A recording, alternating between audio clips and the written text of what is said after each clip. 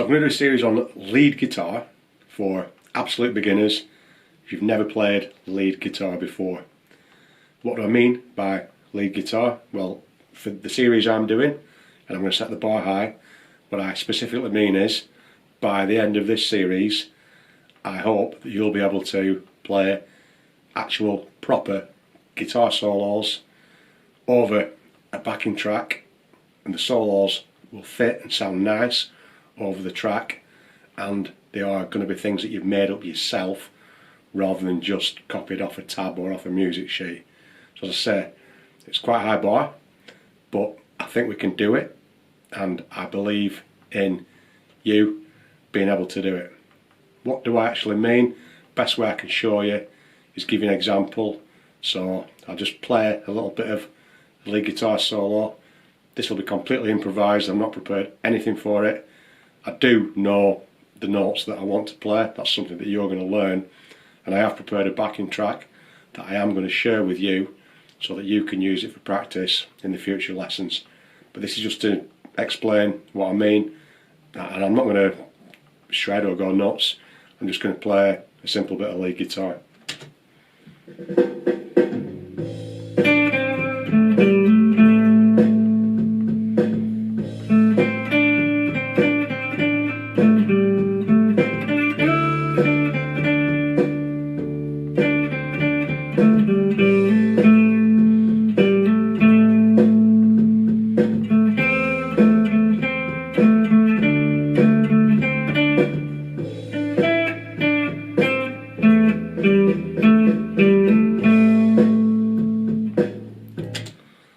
So again, I'll share these backing track with you.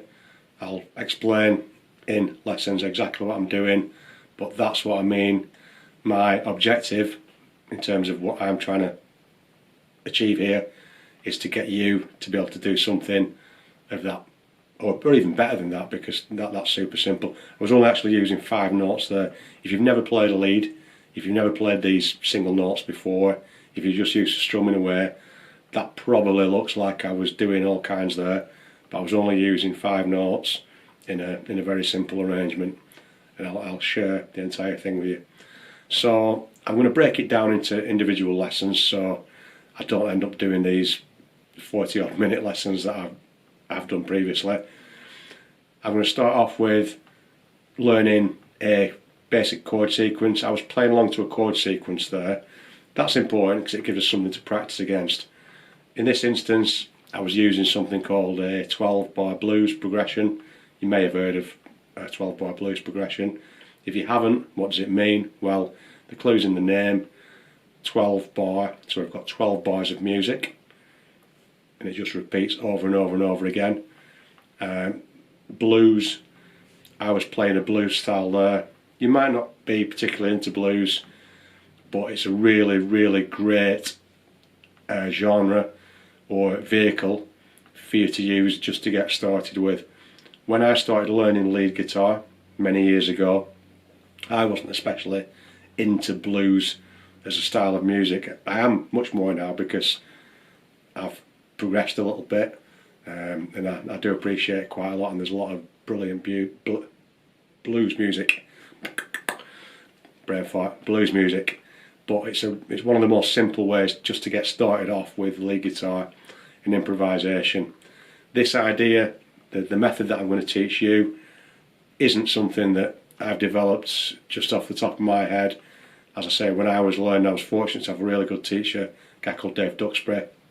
He's gone now, but he showed me some of these techniques that I'm going to pass on to you to get you to that point where you can do that and take that on as far as you want to do it. So in terms of what I'm going to show you in these lessons, I'll link all the other elements of it. I'll do them individually down in here. So we'll start off with a progression. I'll show you the progression that we're using. From there on, we'll start off with a few simple riffs, movable riffs, just so we can just get our head around that idea of that chord progression and playing single notes rather than just chords. Something so simple as an example. To get us going, I could play that over my backing track just the same as what I was soloing over.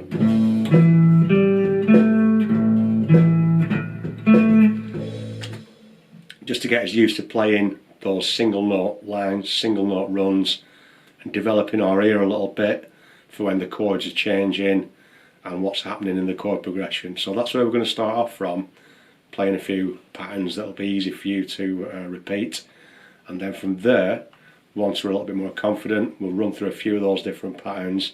I'm going to cover the idea of actually not following a pattern and making your own pattern up on the fly.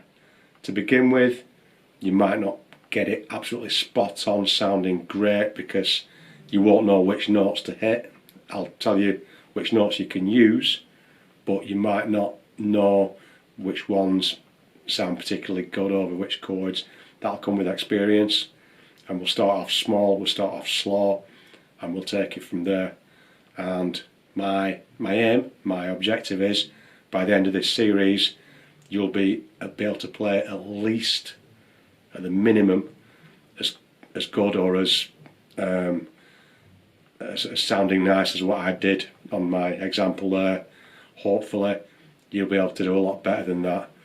I was picking notes just on the more simple level. I wasn't putting any fancy embellishments like slides or bends or things like that into them. We can always add those later.